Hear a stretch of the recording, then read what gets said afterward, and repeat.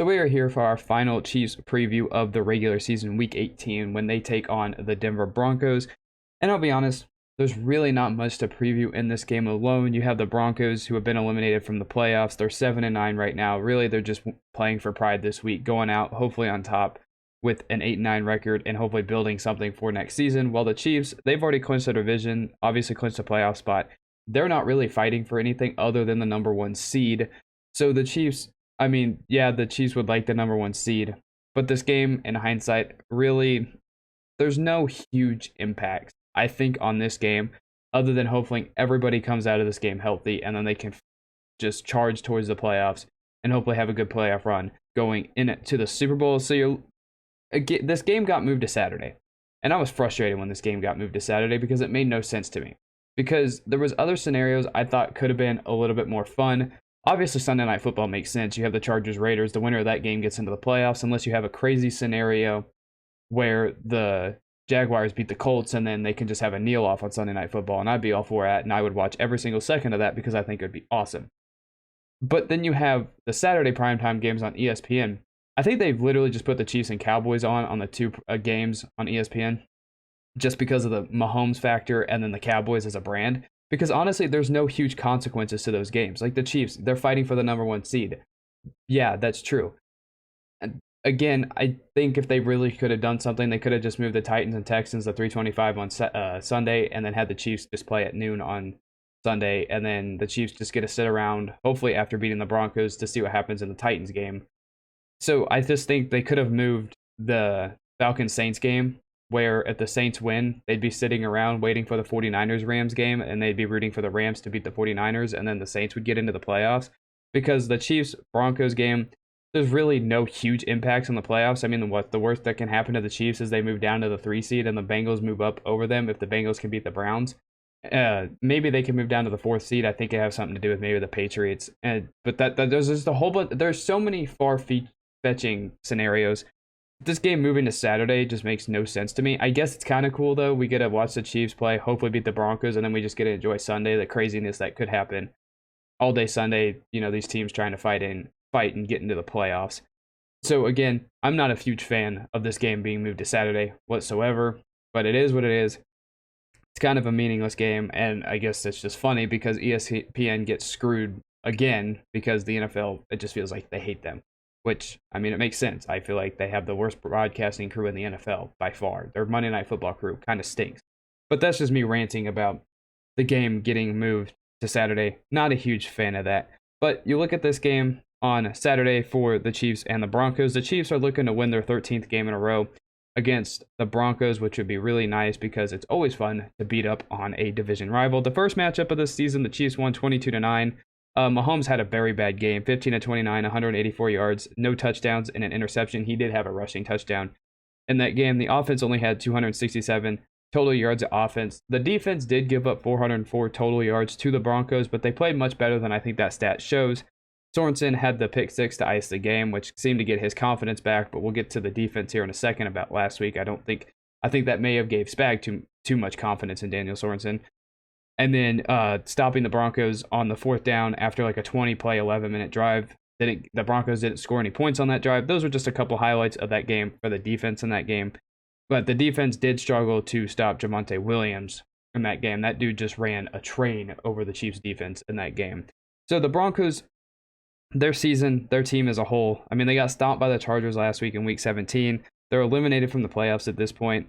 I was looking at some stats to just try to make this a little bit interesting, I guess. They're 23rd in yards per play, and I think they said they're 23rd ranked offense on 3rd down. So those are pretty bad stats for a team. So their offense isn't very good. Their offense basically stinks, is what I'm trying to say. They don't have a good offense, and they're going to be searching around for a quarterback this offseason. Maybe they get Russell Wilson, maybe Aaron Rodgers, because I think they have every single piece needed to be a great team except for a quarterback. And that's when you get into their defense. They have a near Super Bowl caliber defense. It's a very good defense. Some of the stats may not show it. They're middle of the road. But when you have a terrible offense that can't sustain a drive, I think that definitely hinders a defense quite a bit for any team. It doesn't matter who it is. The defense, they only give up 18.4 points per game. I think that I read that that's 3rd best in the NFL. ninth, I think it said, in total yards per game and seventh in passing yards allowed per game. So they're a top 10 defense. So if you have a top 10 defense, and if you had at least an above average quarterback, because I think both Drew Lock, who's going to be playing this game, and Teddy Bridgewater are below average quarterbacks. They're not very good.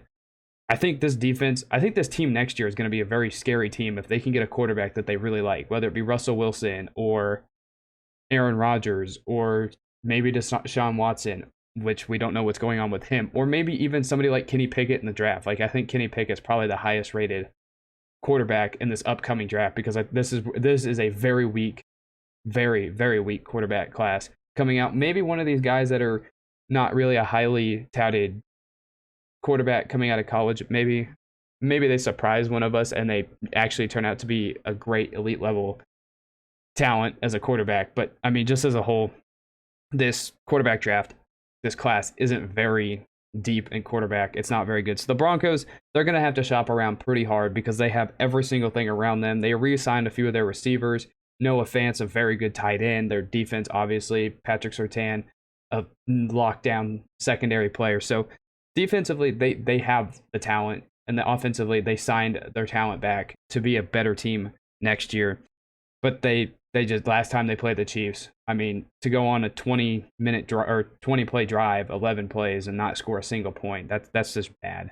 That is really bad. Now, in the first matchup, the Broncos defense was very good against the Chiefs. They held them to, what was it, basically 13, 16 points on offense. The Chiefs were not good on offense whatsoever that game. But at that time, the Chiefs, Mahomes, those guys still were in a slump and they weren't really clicking 100% on offense yet. I think the Chiefs offensively is long past that time where they're not clicking. This offense isn't as flashy as it was a few years ago, back in 2018, 19, 2020. Like, this defense or this offense is nowhere near as flashy as it was. Like, last week, they lost to the Bengals.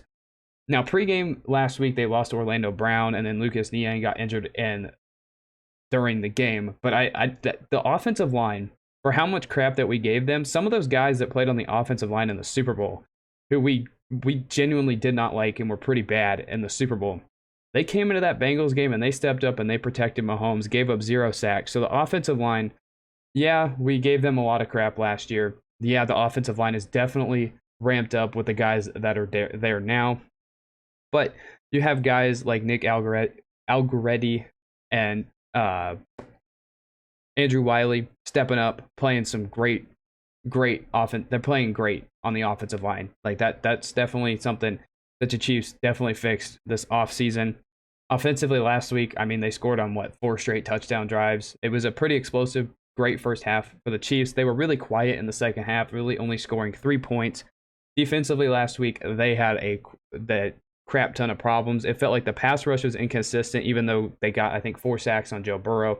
Chris Jones was an absolute beast like he always is. But Charvarius Ward and Rashad Fenton had a terrible day. They gave up 266 yards to Jamar Chase, 446 yards to Joe Burrow, and that offense, the Bengals pass game could not be stopped. So the secondary, the defense as a whole last week kind of looked like the defense from the first few weeks. I hope this game was just a one-off because it was the first time that the Chiefs had faced off against this personnel of the Bengals. So if they do face them again in the playoffs, I mean, I don't expect Spags to make the same exact mistakes as he did, leaving Jamar Chase one-on-one or having Daniel Sorensen in coverage on a key play of the game. Daniel Sorensen's completely botched the coverage on one of the Jamar Chase touchdowns. That 3rd and 27 call, just leaving Jamar Chase and I think it was Ward on an island by himself. That was bad defensive play calling. And so if they play off against the Bengals in the playoffs again, I don't see that happening again. I really do not, because this offense as a whole, from just last year alone, I mean, the biggest issue was the offensive line. But even from this year, the Chiefs had a turnover problem. They fixed the turnover problem. Mahomes had too many forced throws. Again, goes back to the turnovers, but he's finally learned to take the checkdowns. There isn't just one guy, I feel like, anymore that's the key. Like, obviously, Travis Kelce and Tyreek Hill are going to be the comfort to Mahomes on offense. But, I feel like a lot of guys are stepping up. Byron Pringles had a few good games here and there. Demarcus Robinson, Hardman. It's not just one guy anymore. So I think this offense is clicking on all fronts. Yeah, they were quiet in the second half last week against the Bengals. Only 3 points, but I don't see that I don't see that happening again. Yeah, they're facing this Broncos team this week who is very, very good, nearly an elite level defense. But I think the Chiefs, they want some huge momentum going into it. And I think the Chiefs, all in all, I wasn't upset with the loss to the Bengals. I think that was actually the best timing for a loss to come from them. Yeah, they lost the number one seed, but again, they're still in the running for the number one seed. But I think that loss to the Bengals at that timing was actually one of the best ones to do it because the Chiefs were rolling. They were on like an 8-game winning streak, 9-game winning streak going into that game against the Bengals.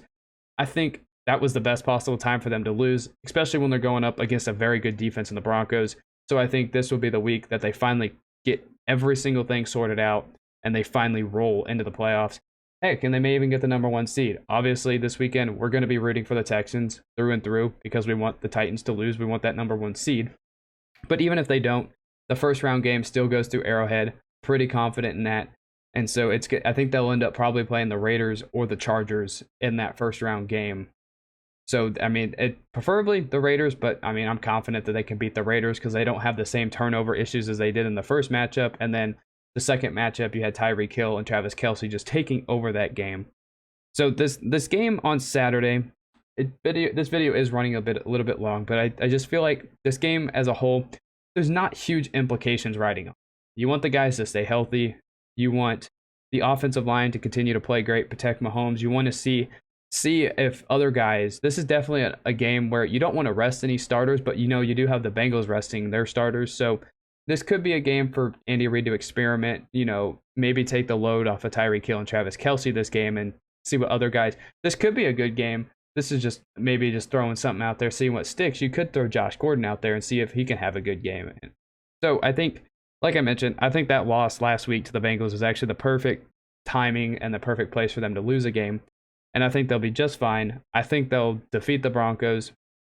And with the Broncos starting Drew Lock, I mean, if you have any expectations of Drew Lock, then you're probably in denial from his days at Missouri. Like, Drew Lock is bad. Last note, Clyde will more than likely be out of this game, so we will also get another dose of Darrell Williams and Derek Gore, which have been insanely fun to watch those two guys run the football. So that is my Chiefs preview for Week 18 versus the Broncos. Again, not very much heading into this game. There's really not too huge a stakes, just staying healthy. Hopefully win this game. Likely will stay at the number 2 seed. Give me your thoughts of what you are looking for in this game and how you think the playoffs will go, and I will see you in the next one.